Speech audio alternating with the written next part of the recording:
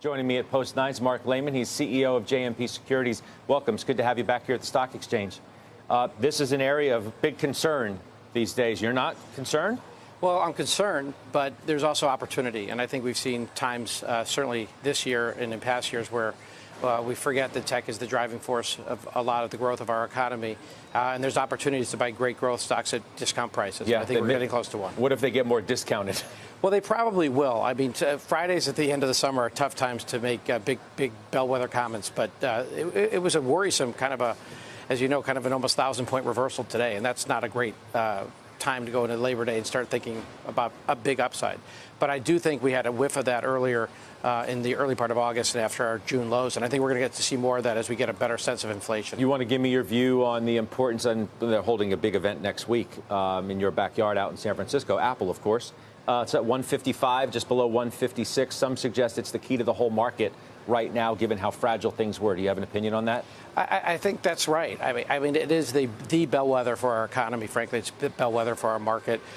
These events generally are not the kind of crescendo moment where you say, oh, my God, there's a new product, because they're too big to say that. But as they get deeper and deeper into different parts of our economy, and the iPhone itself rules most everything that's in our life, whether it's entertainment or work or more over healthcare over time, Apple is that bellwether. And I think watch what they're doing, right? They're taking some of their production out of China, moving it to India and Vietnam and other economies. They're way ahead of some of the other tech companies. I think it'll be a great event, but I do not expect this to be kind of a bellwether product cycle for them right now. There are some who suggest that a lot of these mega caps right now are too expensive relative to the market. And they highlight Apple's at 23 times relative to the 18 times that the S&P says, which some, as you know, suggest is overpriced in its own right.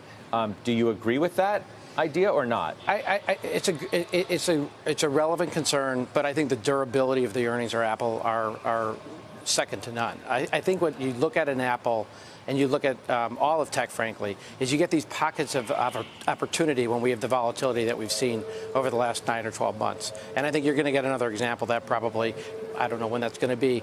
Apple's a company you want to own. And if you got a chance to buy it on a down day, when we have these down 3% days, down 4% days, they're likely ahead. I think you absolutely want to add that to your portfolio. You have found many down days in Meta. Obviously, as I lead you there, it's a stock that you like.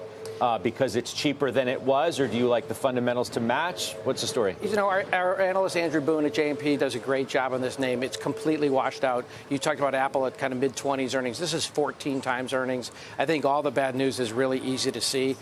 You look at some of the competitors. Snap had an awful last few weeks, and that stock's now single digits.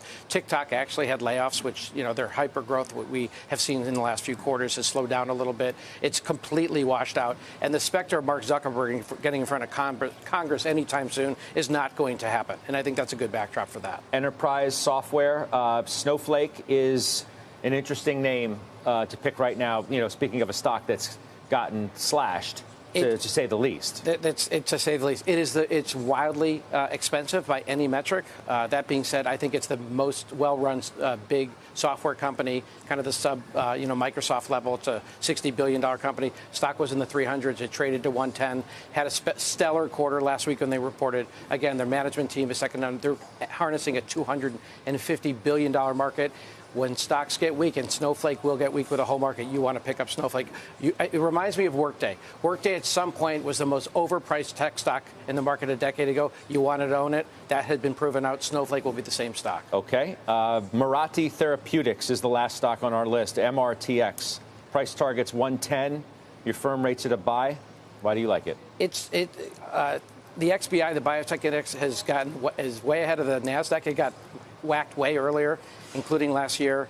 It was down about 70%. It roared back 50%. They have news coming up in one of their key development pipelines with Keytruda. We think there's going to be good news there. There's been a slew of M&A in biotech, and I think they're going to be a beneficiary.